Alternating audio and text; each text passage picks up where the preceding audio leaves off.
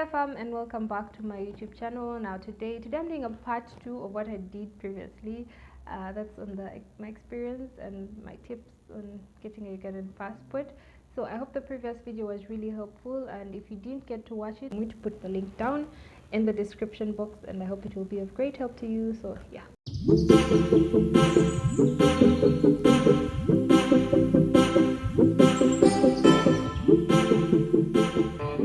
Now my first tip is the time issue.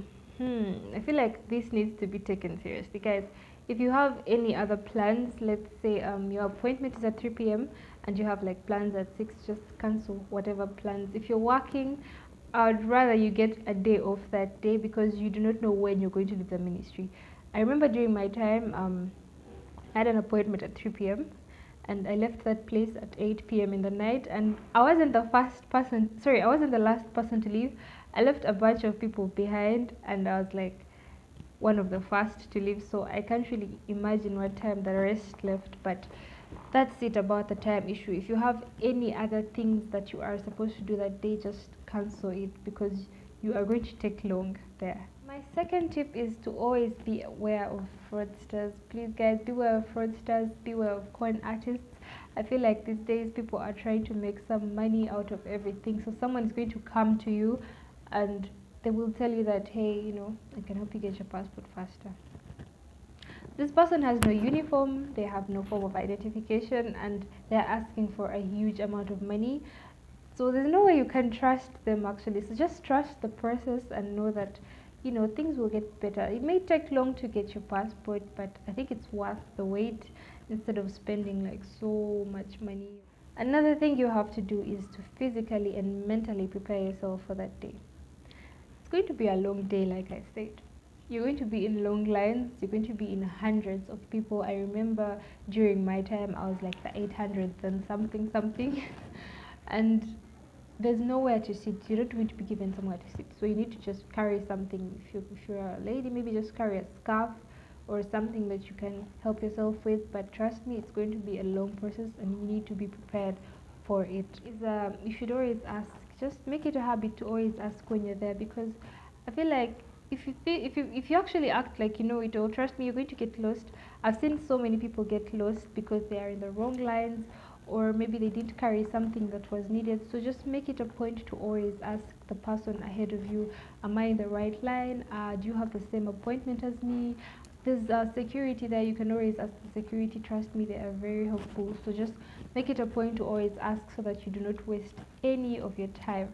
Well, another tip is to always carry as little luggage as possible, as little or as less luggage as possible, because at some point they do restrict people that have like quite a big amount of luggage, and I think it's for security purposes. I really do not know, but it's just something you need to note down. If you're carrying a bag, just carry something simple. If you're a lady, just carry like a very tiny bag and maybe put your documents in an envelope. If you're a gentleman, carry what are those bags? I have no idea, but just carry as less as possible. Very simple things, guys. You don't need to carry like a lot of stuff. Carry your documents. You can even just come with the documents in your hands. Actually, it's not really much of a big deal. Okay, so another tip is to always pay attention, guys. Get off your phones. I feel like people are always having conversations there, and it's okay to have conversations with people, but these guys are going to come and they are going to call out numbers, because each person is usually given a number. Now if your name is called out or your number and you do not hear, and that's it, you're done, your opportunity is gone. So just make it a point to always pay attention and listen. Okay, so when you're finally called out, now you'll be given a counter. Each person is usually given a counter to go to, and when you're finally called to your counter, that's where you do all the fingerprint thingies, you're entered into the system, and then after that you are given an interview. Now this interview, you need to really practice before you go for that interview, because they're going to ask you, what they ask is actually what you filled in, details about your tribe. They're going to ask you about your clan, about your parents and stuff like that. So for my case, my interview was really hard, guys. It was really hard. I'm a Madi by tribe and I'm from the West Nile region, but I do not know my language. And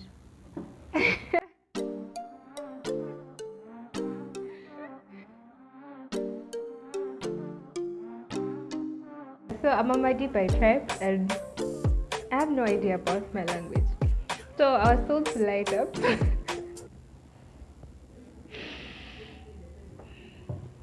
Anyway, I was told to line up, and they asked me, "What's your tribe?" And then they asked me, "Do you speak your language?"